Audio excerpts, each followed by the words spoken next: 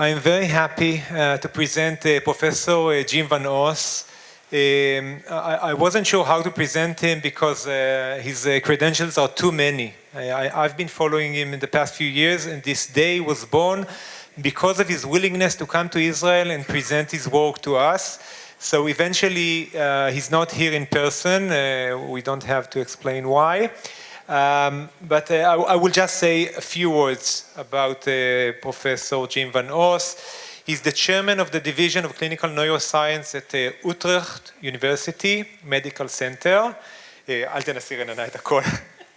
And the visiting professor at the King's College, London. I will just say a few words about his fields of interest, not to glorify him, just to say how relevant it is to the things that we are trying to do here in this day. So on the one hand, he's a scientist who studies epidemiology of mental disorders, and he shows the relation between trauma and the environment to mental disorders in a very, very convincing and important way. It also speaks about genes and the interaction. He's established a community-based mental health ecosystems, and I hope that he will talk to us about it soon. And again, stressing the importance of giving a variety of solution for people, and not only from professionals. He's also done a lot of work about psychiatric diagnostics, and again, speaking in a much better language, more humane language. And I think that this special combination of being really one of the most prominent scientists of psychiatry, together with a kind of a leading person in what we're doing in kind of in speaking about society and community and about it's important to be mental health, makes him so special. So I'm very happy, and I'm very thankful for you for agreeing to participate. So please accept Professor Jim Van Os. Thank you. Thank you very much. I'm very glad to be here this morning. I'm very sorry my flight got cancelled. I'm well aware of the stress you're all under. So I'm very happy we can do the video conference instead. I'm a great fan of Soteria, actually. I think Soteria Israel is doing very important work. And I think it's also inspiring for us in the Netherlands to take note of what you're doing. That's why I hope I can come in the future and see more about your work. I'm going to talk today about the sort of mental health system we are trying to create here in the Netherlands, which is really about a transformation of the way we think about mental health, the way we try to help people with mental health problems at population level. And I think you will see many parallels with the way Soteria Israel is also trying to work. So we're going to share my slides, see if that works.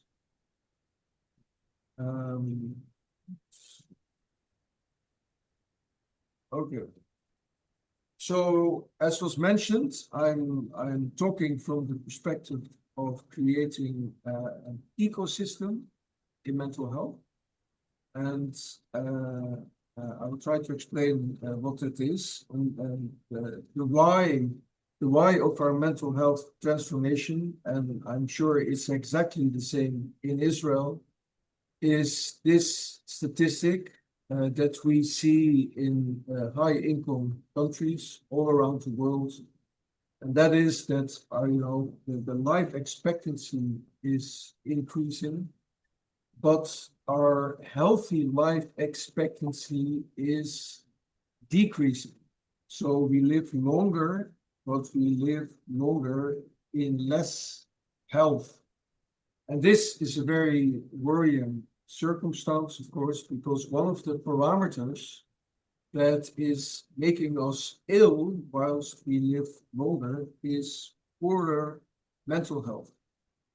And perhaps you've seen the recent GBD study in the Lancet that was published last week.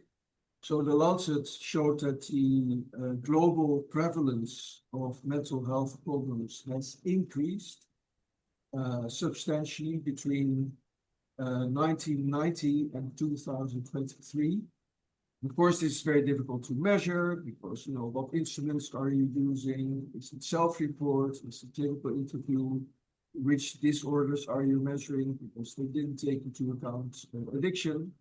But what we are seeing, and it's the same in Israel and it's the same in the Netherlands, we are seeing that more and more people are asking for help in the context of mental health problems, and they're going to mental health services. Of course, mental health services have a limited structural capacity. In the Netherlands, we have about 9% capacity, so that 9% of the adult population can be seen on a yearly basis in our mental health services. Of course, with a yearly prevalence of 25%, that is not nearly enough. So what we are seeing is huge waiting lists. And of course, this is not sustainable because, it's already clear from the prevalence figures that 25% and 9% is never going to match. So the way we've organized our mental health services, waiting for psychologists, waiting for psychiatrists, waiting for nurse specialists to give us a diagnosis, is simply structurally impossible already because of the nature of the epidemiology of mental disorders. So how do we change this? How do we get out of this conundrum?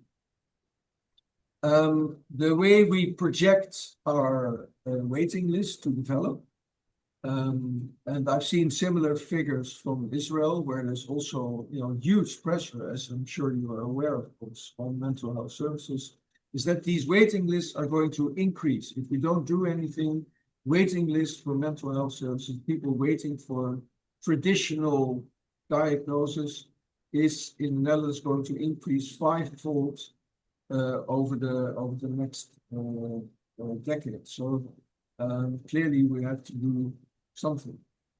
So what are the reasons for the waiting list? And not everybody agrees with this, of course, but I think there are a number of reasons that are starting to transpire in high-income countries, at least. And that is that since the advent of the DSM-3 in the 80s of the last century, there has been a general medicalization of everything to do with mental variation. So we've learned the population to think in terms of mental illness, diagnosable mental illness, for which they should see a medical professional whenever they experience things like low mood or anxiety and comparable mental problems. However, the everyday distress, of course, is very prevalent. So that the more you medicalize, of course, the more people will turn to psychiatric services. Of course, there has been a real increase in mental stress. We've seen that all over the world, also in young people, also in Israel, of course, which has to do with the changing way society is organized and our cultural model for society. So there's lots of performance pressure, and there's lots of worries about climate change, conflicts, wars, etc., creating chronic stress. So the next generation is indicating they experience more stress, but they also have more facility in communicating their affective consciousness much more than previous generations. So we shouldn't necessarily say they are more ill when they are just expressing perhaps more easily their feelings compared to the previous generation. Also, an important factor is the mental health care industry. So mental health care in many countries has has taken the form of a health industry with huge interest in diagnosing, interest in treating people in the traditional medical model. And this is very interesting. So, for example, in the Netherlands, we have a market model of healthcare. So mental health care has exploded since the market model was introduced in health. And that leads us to the last. So the underlying business model then, of course, is fed by diagnosing more people and providing more treatments to more people. So the whole way specialized biomedical mental health services have developed is to increase the number of customers and keep up the profits. So this is a bit of a conundrum, which clearly is not sustainable for societies like the Netherlands and Israel. Now, what to do? And this is always the problem. So we have been trying, as I'm sure you have done similarly in Israel, we've been trying for decades to change our mental health system, get rid of the waiting lists, provide better mental health services, and prevent suicide, etc. Excuse me, Jim, just a remark. For some reason, we see only the share and we don't see your face. So if from time to time you can stop the share so we can see your face, the audience would like to see you. I'm trying to solve it in the meanwhile. Okay. Okay, I'll try to do that. Sorry about that. Yeah, okay. I know that it's a hassle, but I'll try to solve it in the meanwhile. So because we see only the presentation and we don't see your face. Sorry. Yeah, okay. Hang on, perhaps I can try something the way okay, so let's do it this way.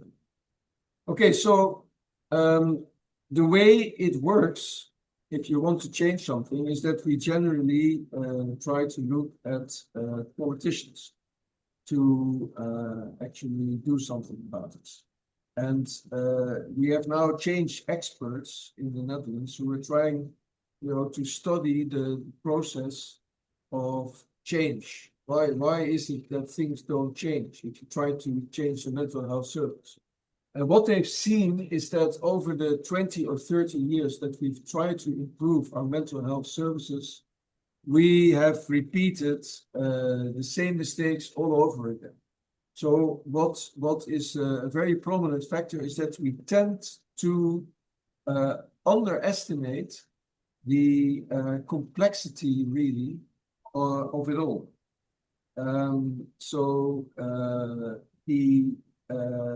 Generally politicians then think of solutions and they try to implement something, then nobody's asking really what has happened in the last 20 years and what have we tried and why didn't it work. And there's a huge lack of imagination in trying to get creative solutions. And also what we see is that they're very risk averse, so that the interests of current institutions are considered more important than actually trying to change something. So this is a big conundrum, and that is why we have now come to the conclusion, together with the change experts, that if you want to change the mental health system in any country, you cannot simply try to tinker with the existing system, like improving the existing system. This doesn't work. What you have to do is you have to break down the old system and you have to build a new system. And of course, this is very difficult because that is really about transformation. Whilst you're reducing the old system to building a new system, and what everybody then is afraid of, that halfway through you will create chaos. And this is what everybody is afraid of, because chaos is part of the change. So what we've done in the Netherlands, we've really tried to find some regions that were really willing to do real transformation. And with them, we then try to come up with ways to actually try and create real change. So I'm going to present that in a moment. But first, I want to show you actually how we thought about what we needed to do. So you can see this slide. This is the principles which we thought were necessary to change the mental health system to something that would work. And first thing, for example, is that we said, well, you really need to demedicalize the system and create a human experience perspective. And this is very close to actually Soteria philosophy. We think human experience has become lost in the language of the DSM, which scientifically has not been validated, so we should return to something better. We also think we need to take a much more collective stance in thinking about mental health because it's a high prevalence issue. We also think that citizens need more choice and options for diversification.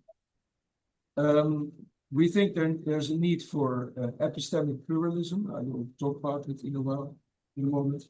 And very important, we want to guard, of course, mental health services, the specialist mental health services. We want to keep those, but we want them to be much more flexible and consultative and not, remain in their ivory tower, but actually work within the ecosystem with all the other users. And finally, we think for all this to work, mental health professionals need to have conceptual competence. Conceptual competence means you have to realize that we do not know very well what human suffering, mental suffering really is about. We don't have valid biological models. We don't have, the ability to predict who's going to respond to which intervention. We need to be much more modest for the mental health system to work. So this is called conceptual competence. So can you see me now? Have you fixed the problem? Yes, we see you. Everything is okay. Yeah, okay, good. So the demedicalizing part. Why do we need to demedicalize? Well, very importantly, we think, this was a very interesting article in the New York Times recently saying, well, what this whole notion of ADHD and autism spectrum disorder, schizophrenia, and depression, OCD, etc., is this really the way we should think about mental suffering in our populations? And this is always when I become alert, because once the newspapers start to become critical, it means they're onto something. It means something is happening in society that we are feeling. Maybe there's going to be a paradigm shift in the way we think about these issues.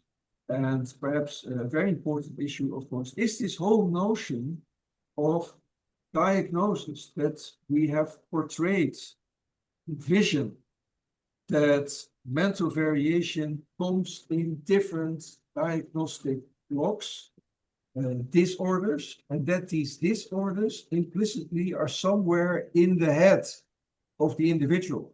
So we tell a 12-year-old, you have ADHD, it's your problem, it's in your head. The article was about, well, is this a good intervention? Because what we know subsequently is that this 12-year-old is going to internalize this perspective of him having a disorder in the head and is going to have negative expectations about himself because of this internalized view of a disorder in the head. And he's going to associate his identity with the diagnostic label. And of course, this is something we never meant to do in introducing the diagnosis. So I was in the DSM-5 committee where things were supposed to become dimensionalized, so that we would do away with the categorical disorders, and things would become like dimensions, continuous dimensions that are present in everybody. But of course, that didn't work because the APA decided that if we were going to dimensionalize human mental suffering, then perhaps the insurers would dimensionalize the reimbursements. And this was a perspective that we're not very keen on. So it didn't matter. It didn't happen. The dimensions never occurred. They were relegated to the appendix. Jim, would you allow me just to stress, because I think it's very important what you've just said, and I'm not sure that everybody's familiar with the idea of dimensionalizing mental health. So if I can say it right, it's like making a spectrum out of it, a dimension of like a psychotic dimension or other dimensions instead of categories. Did I say it right? Yes, exactly. So it means you have something like blood pressure. You say, well, everybody has blood pressure, but sometimes the values are too high or too low.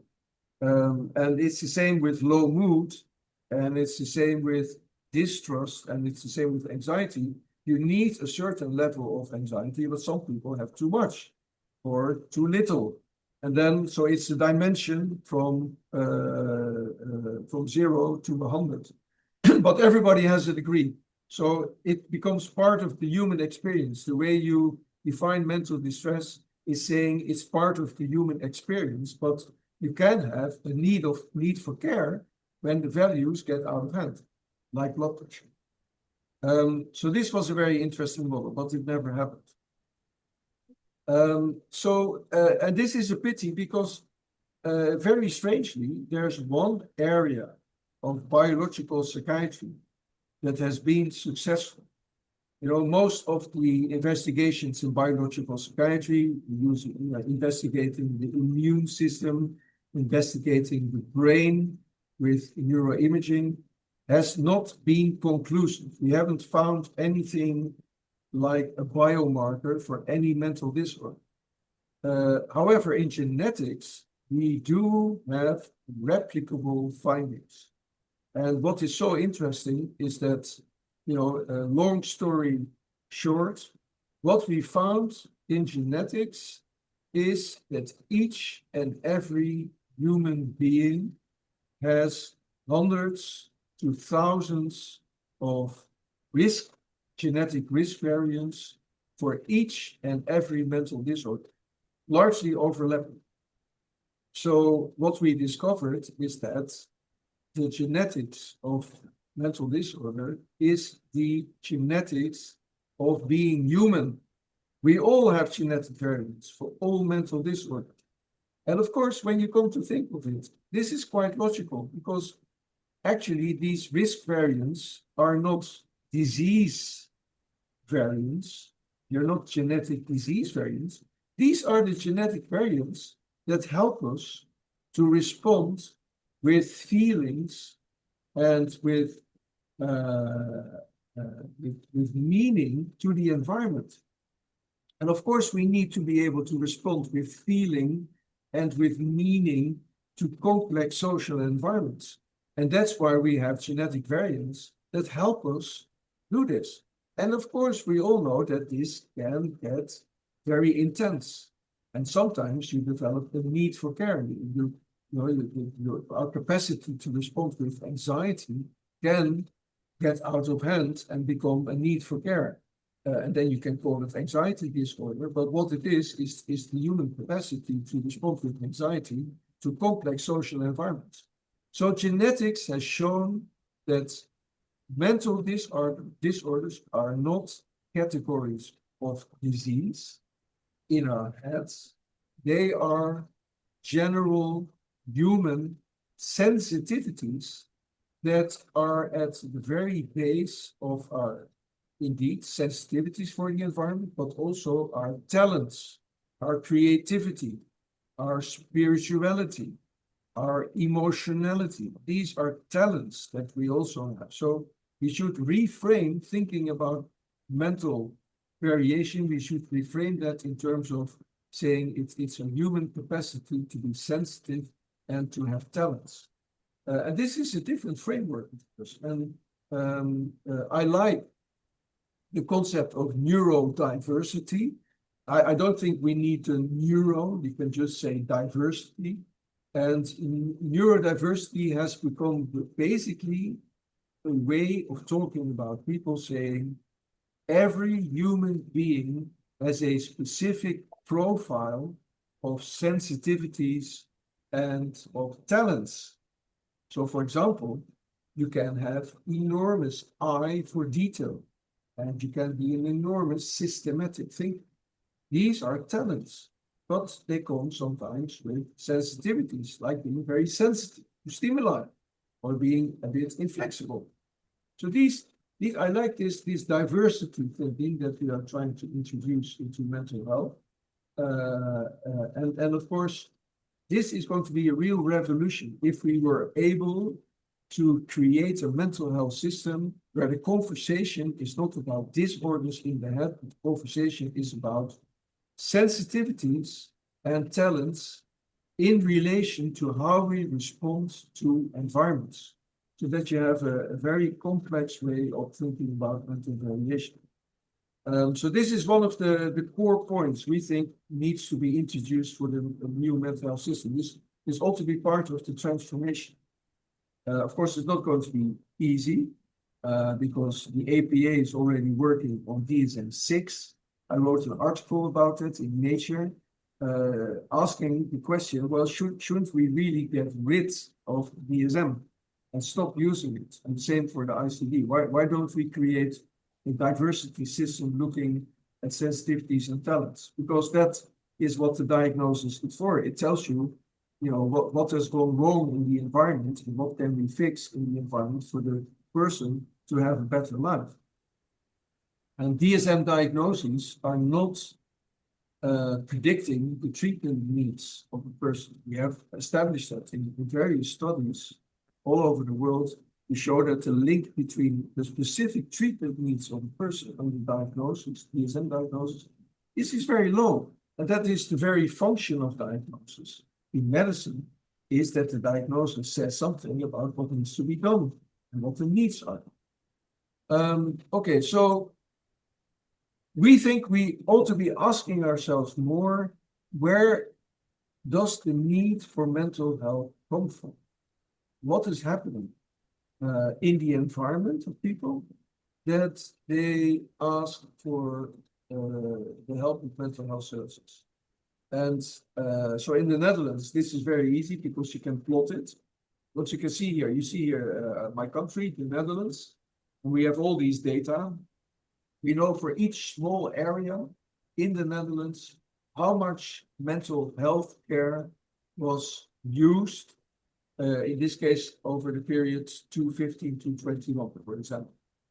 And as you can see, there's huge differences in the intensity of mental health care use in small areas in the Netherlands. So if it's very dark red, the use of mental health services is very high. If it's yellow, it's very low. So we see huge differences corrected for age and sex and urbanicity. So these have been taken out of the equation. And what we see is that clearly, if you want to explain these differences are best explained by socio-economic factors. There's a huge social gradient in the rate of mental health care use in the Netherlands and in all other high-income countries.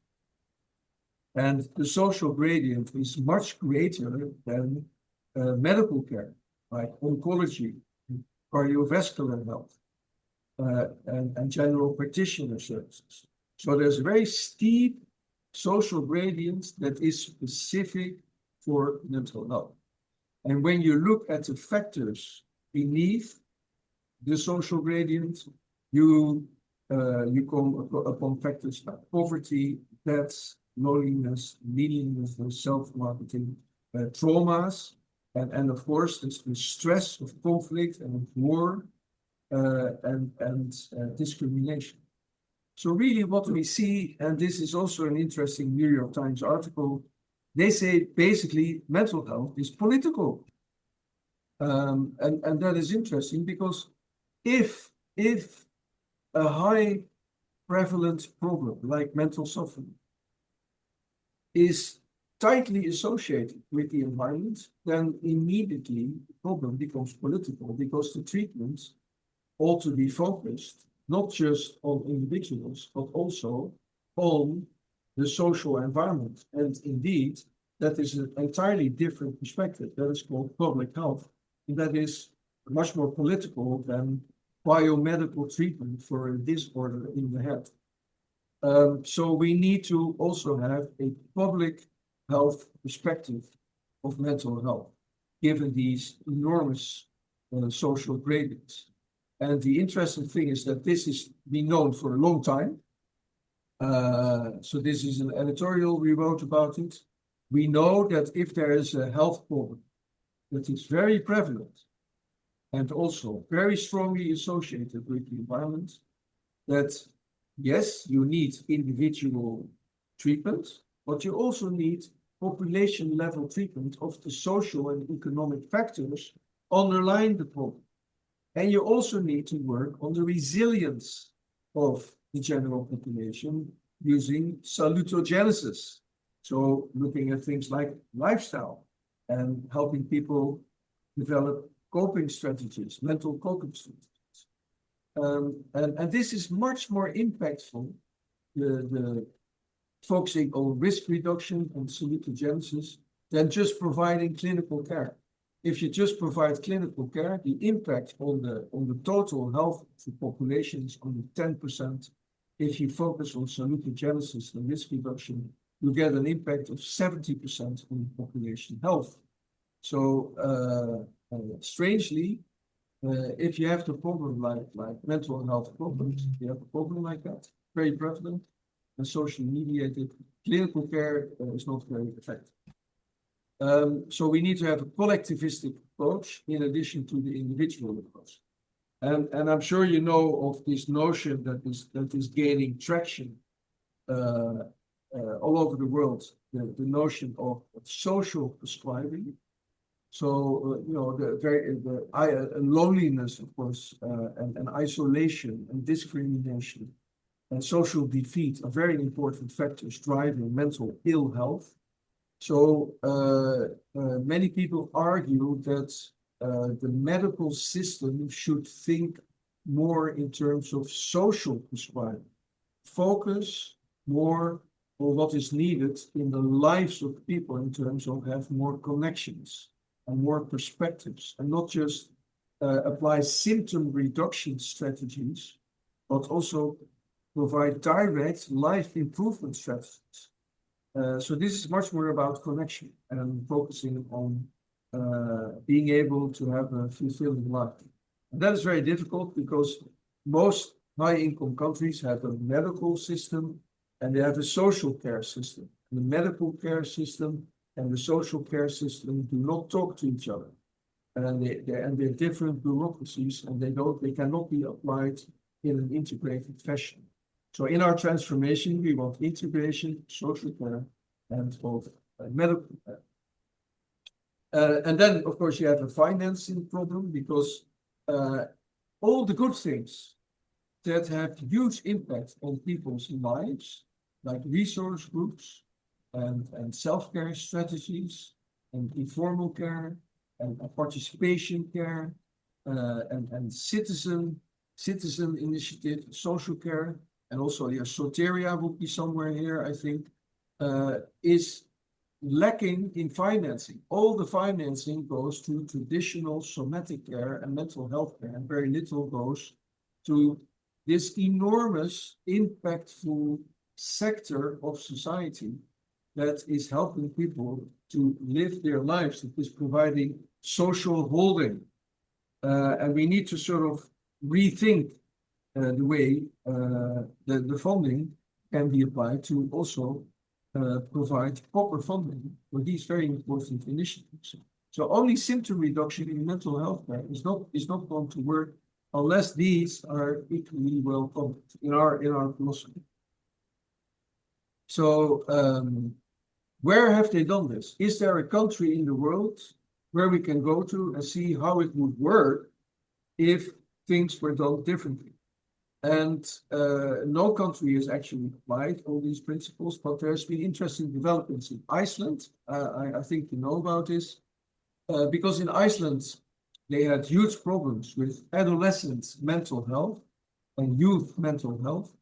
Many young people with anxiety, with depression, with addiction, very difficult to manage. And what they decided to do is not to fly in more psychologists and psychiatrists and nurse specialists and provide them with the diagnosis and individual treatment. What they did is they created a truly public mental health intervention focusing on the resilience of young people. So not not here downstream when people are already ill and need to be rescued and treated, but much earlier, focusing on the resilience here upstream and looking at resilience building at school, at home, sports, at work, and other layers. And very interestingly, what they actually did is they said to young people, well, you have to join a group activity of some sort. It can be a group at school, it can be a sports group, it can be an adolescent group, it can be a creative group. They had a huge offer of group facilities, and they also had low threshold family sport to help young people if there were family conflicts, etc. And by introducing these measures, typically public health measures, they have hugely impacted the rate of mental health disorders. Of course, this has been very successful.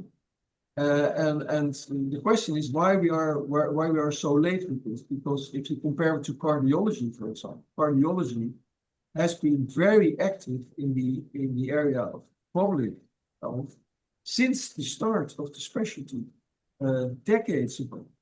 And they've been hugely successful helping people to think about healthy food, about exercise, about looking into your blood pressure, and looking into other risk factors. And we are only starting to do this now in mental health. So this has been a very important model.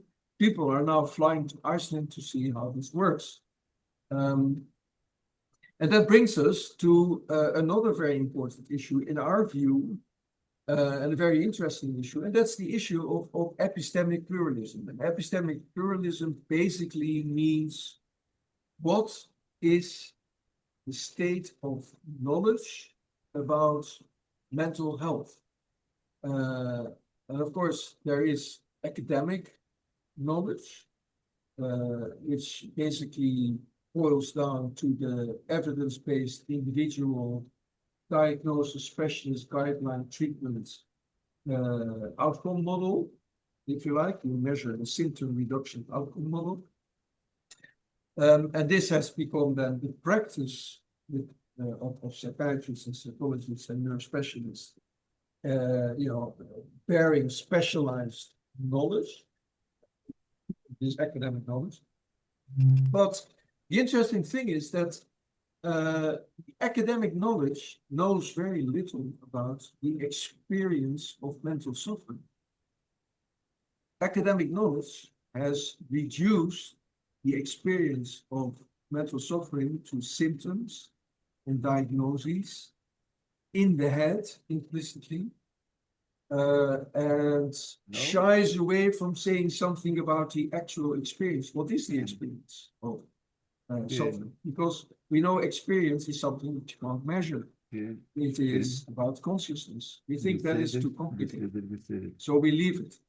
However, in the last 50 years, we've seen also a new form of knowledge that is now also knowledge in universities, and that is experiential knowledge. And experiential knowledge, very interestingly, takes place in places like recovery colleges, because experiential knowledge says mental suffering is about a learning process. You learn over a period of years how to deal with this. So that's quite different from the treatment model.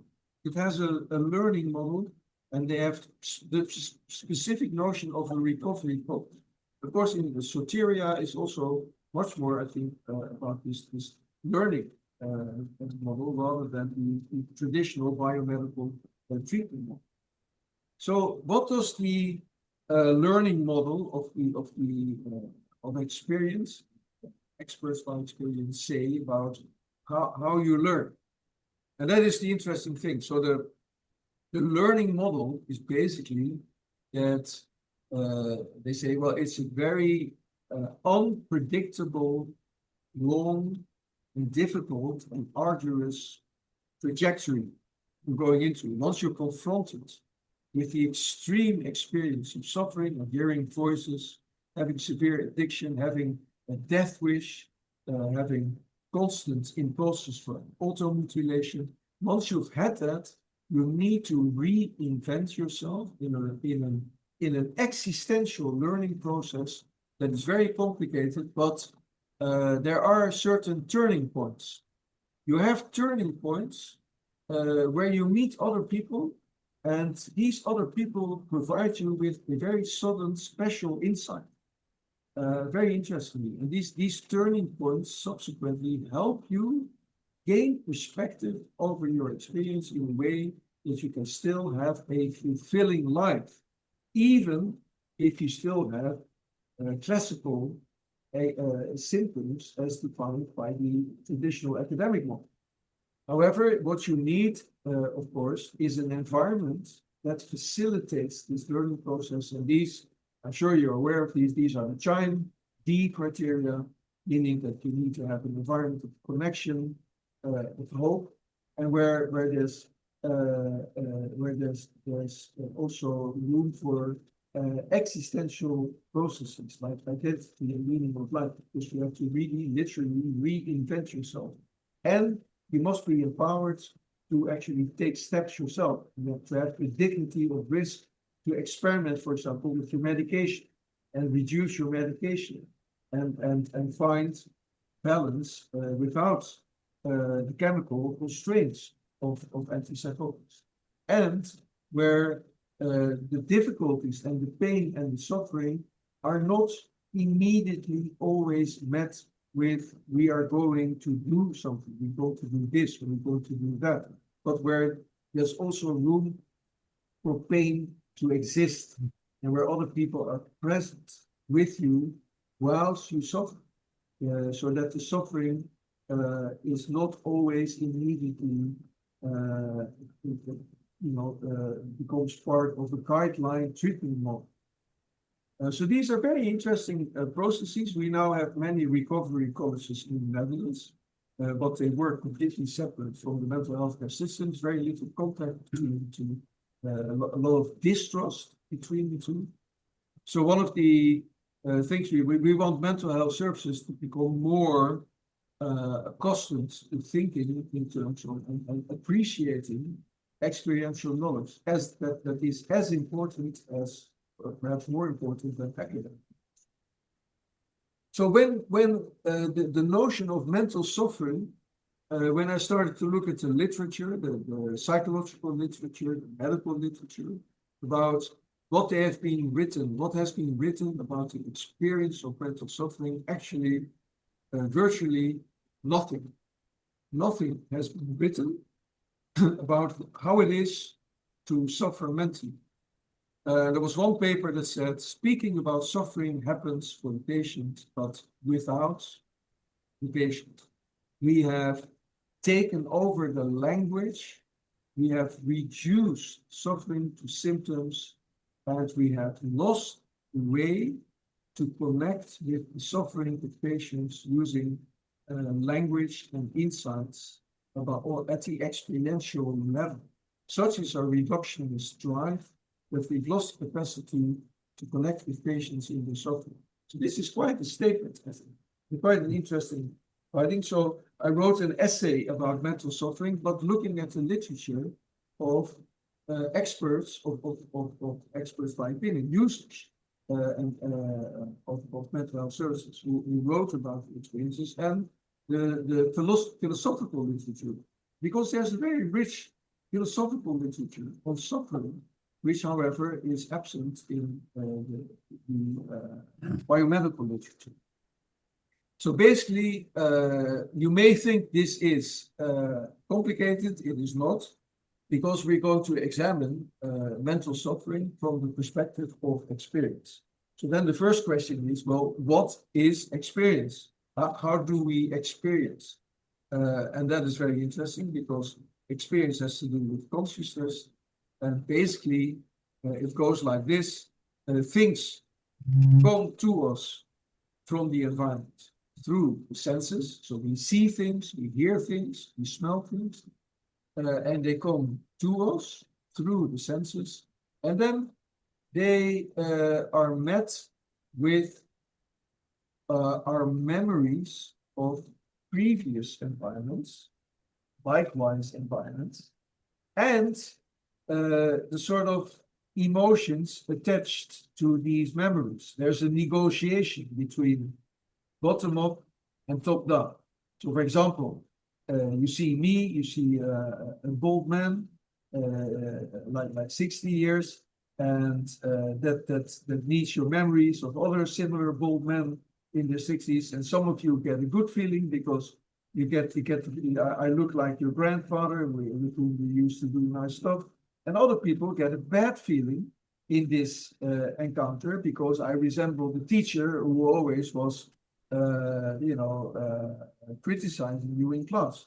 So out of this encounter between bottom up and top down comes an emotional ping, if you like. And this is what we think is what gives rise to consciousness. The feeling, the emotion that is born out of the negotiation between bottom up and top down, this emotion makes us aware that we are experiencing. So that is consciousness. Consciousness is the experience that you experience. So we feel something, and at the same time, we can think something about that feeling, whether it's good or bad, or we can think something and have an internal dialogue whether that thought is good or bad, or what we should do with it. So our consciousness is a constant dialogue.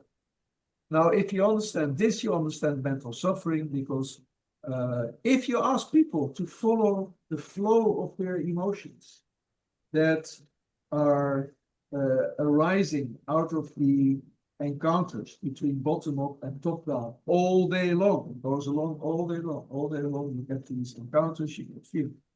So normally, when you ask controls, if you like, people who do not have mental health problems, you ask them to follow their emotions 10 times a day over 5 days, you get this very nice fluctuating, undulating curve.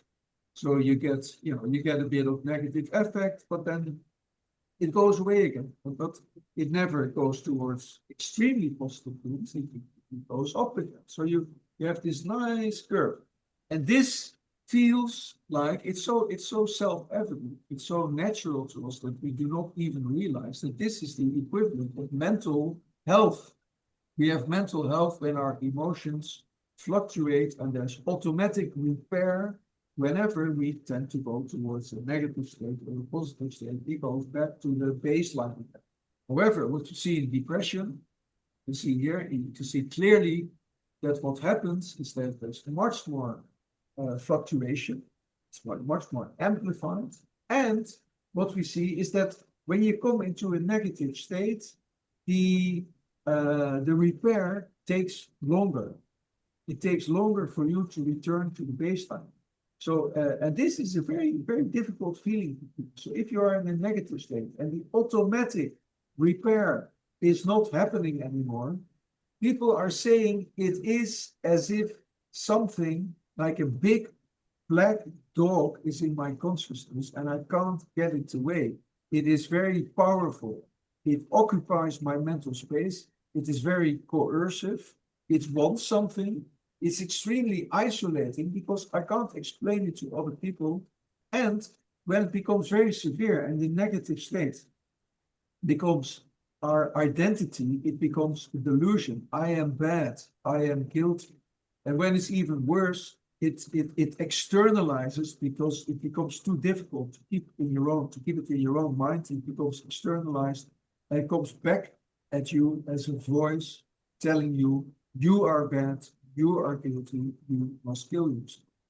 So this is a very simple experiential framework of mental suffering based on what people for centuries have been observing about what happens in our minds when we suffer. And it's a complicated dynamic. There's a power dynamic between us and experiencing a negative mental state. It's something you relate to. There's a self-relational component to mental suffering. And it can become psychotic. It becomes deep and difficult. So the advantage, I think, of this is that the form of the mental suffering is much less important than perhaps we think, because this power dynamics is the same for depression, for anxiety. It becomes very powerful, very coercive. Addiction becomes very powerful, very coercive. Voices you hear, very powerful, very coercive. They all have the same dynamics, underlying experiential dynamics. And perhaps this is a language or a domain we can talk to patients without reducing their experiences to symptoms and then losing them in their experience. So what we propose is that we operate initially from an experiential framework of mental suffering and use language to talk to each other from this experiential framework. And also what is very important is that suffering, people have been writing about this for centuries, suffering is creating a very stressful experience of lack or loss of coherence. It has particularly temporal coherence falls away. So it's very strange, but people, when they suffer, start thinking about death. They do not see the future anymore. Our sense of the future is constantly fed by this emotional curve that we have, that goes on and on and on. But once it gets stuck, we lose our sense of future and we start thinking about death. And this is what people tell when they need severe suffering. So in the treatment, it's very important to look at the lack of coherence, temporal, but also embodied. People lose coherence in the relationship with their body, with their context, their life narrative, the self-relational power dynamics that I talked to, and it's certainly very important. There's an important existential component to suffering in that people cannot see their existence in the world anymore. The familiar being in the world disappears, which is very, very difficult to support. It's a very difficult thing. So this is all for very necessary for language, for providing first aid, for helping people with suffering. Okay, so this brings us then to how we see treatment in our new ecosystem. Because once you know this, you can start to understand the important findings we have from our randomized controlled trials in psychology and psychiatry. Basically, seeing that our best friends in the treatment of mental disorders are the placebo and dodo. And this is completely different from oncology, so the treatment of cancer, where we see there's minuscule or negligible placebo effects of treatments, whereas in psychiatry, the placebo effects are considerable, and there's also considerable dodo effect. Dodo effect, I'm not sure if you're aware of this. The dodo effect refers to the fact that all 250 psychotherapies work a little. There's no single psychotherapy that is better than another for any particular disorder, or for, well, basically 90% of disorders. They are equivalent. So might they have something in common that helps people feel better?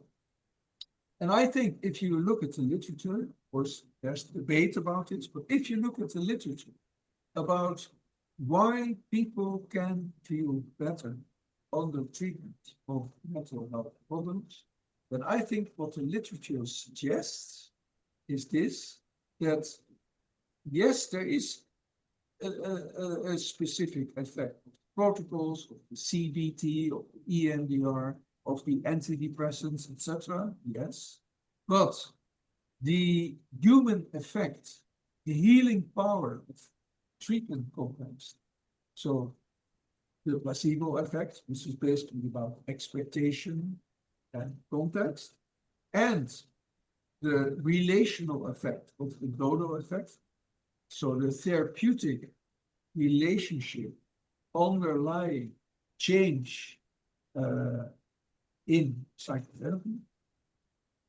probably feed 80 to 90% of the positive change that people experience in mental health treatment.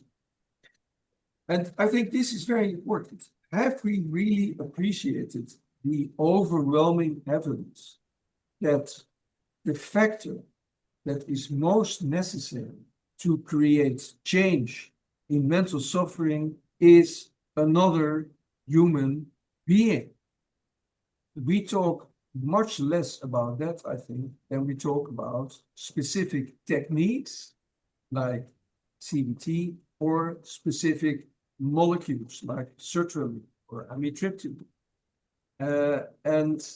I think we need to focus more on the fact that evidence-based practice basically means relational commitment, and that really interventions is about the creator person who has to create a problem. Nobody's going to fix you. It's a learning process, but you need a co-creator with a strong therapeutic bond and a method, a ritual that will help you develop your self-healing insights, healing power of the treatment process. Excuse me, Jim. Yeah. We have only some 10 minutes more, and I have to say that my feeling is that everything you say is so important that I would like to stop on like every 5 minutes and like ask you to talk much more. So I don't know how we can do it, and maybe the audience would like to ask something as well. We can like take maybe even 10 to 15 minutes till we have to take the break, but please Okay. find a way. Yeah.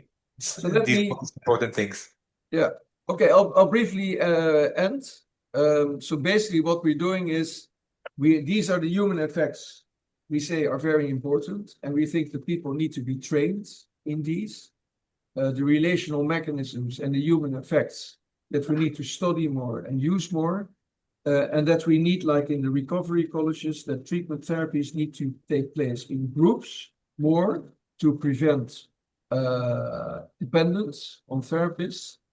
So what we are trying to do is what I've talked about. We try to implement in 6 regions in the Netherlands.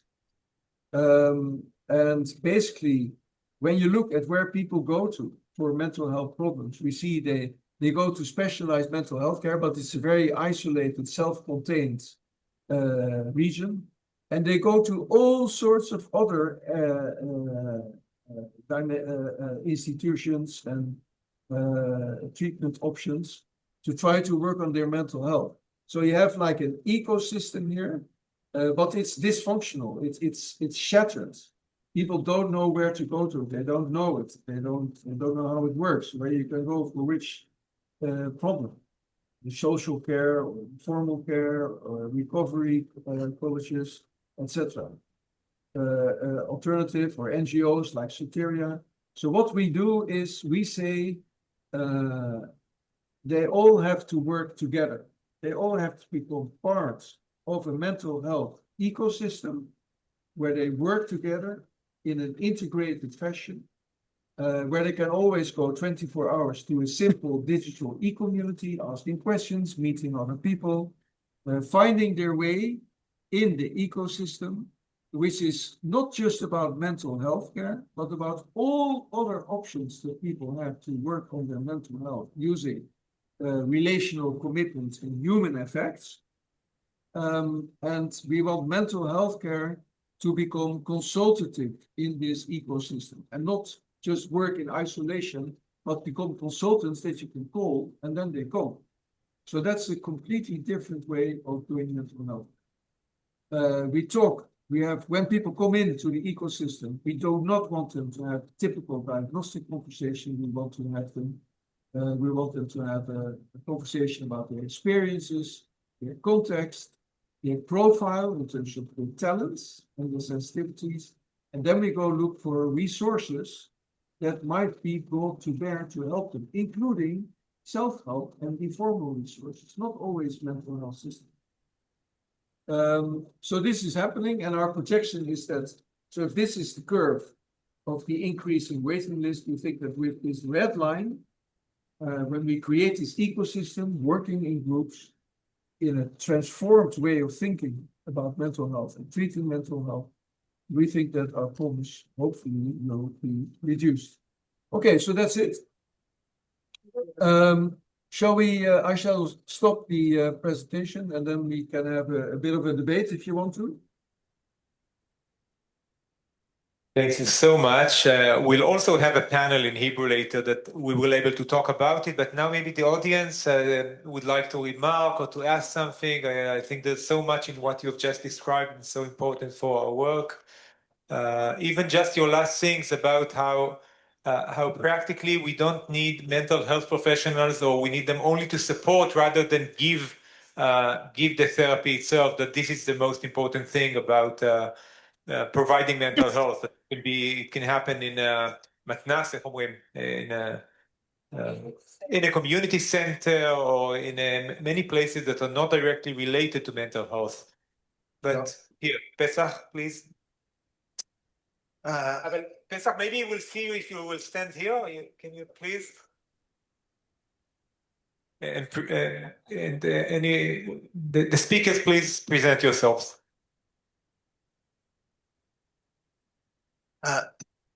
Thank you for a fascinating lecture explication of what's going on and for raising the central question of how do you make change and why is it so difficult to make change.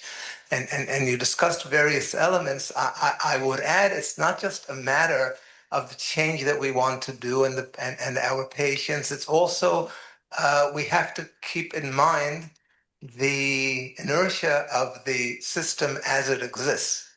It is very threatening to make change for several reasons, specifically in the context of psychiatry. First of all, there's a professional inertia.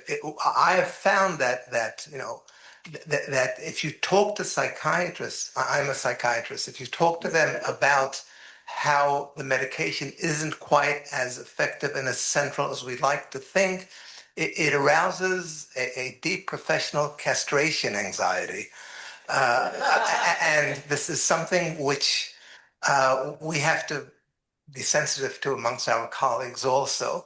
That's a problem. There's also financial interest.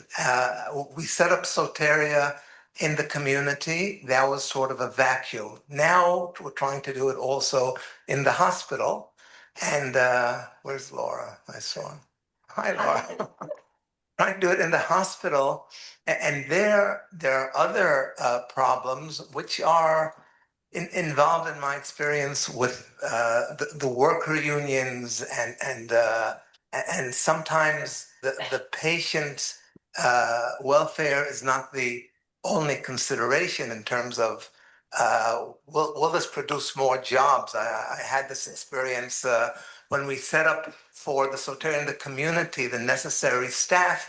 It was very heavy on companions, good people who are there to make it a home environment, to make it a pleasant place. And they were by definition not professionals, or there were certainly students. You go into the hospital and there's a risk, not always a reality, that that the companions who are the center of the home and the community become marginalized when they're in the home because they're not professional enough. But that's the whole point, because we're trying to set up a different understanding, a different approach. I find it very hard to get these ideas within the hospital, but we're making progress. These are the difficulties. The solutions include, first of all, a lot of patience and perseverance. And secondly, I found that we can find alliances with certain people in the press, with certain political figures who I don't always agree with on non-psychiatric matters, but make my peace with them in working on this matter. And of course, with the people who need care and their families and understand the difficulties, and they are much more open to the need for change, and then they become allies. This was certainly true when we set up the Soteria homes, and based on that regulation, there are 50 homes today because people wanted that, and there's such a demand for it. In the hospital, it's more challenging, but I believe we'll be able to overcome that as well, as we will certainly hear about that soon. Yeah. So, thank you. I would add one party to your list of possible of your coalition, and that is the academic experts of change. So we work with the group at Erasmus University in Rotterdam, who are actually world famous for their academic studies of the impossibility of the public health sector or the public sectors of high-income countries to change. So they have a much broader perspective, because the same factors you cite work in the failure for energy transition, housing, climate change, affordable healthcare. It's a much broader topic that certain societies have lost their power to create change when it is needed. And they have a big impact on politicians. So they can be very helpful when it comes to changing mental health care, because it's exactly the same issues and interests, etc. Okay, Jim, thank you so much for your presentation. We've recorded it, so I think it will give the people an opportunity to go back to it, because you've said so much and it's so relevant, and we have the rest of the day here kind of to go through these ideas. So thank you so much for willingness to come, and after all, willingness to join us by video. And we really hope to have you like by person here in Israel, to host you, and to show you around, and to talk to you more. So thanks a lot. Very much hope so. Thank you very much for having me. Goodbye.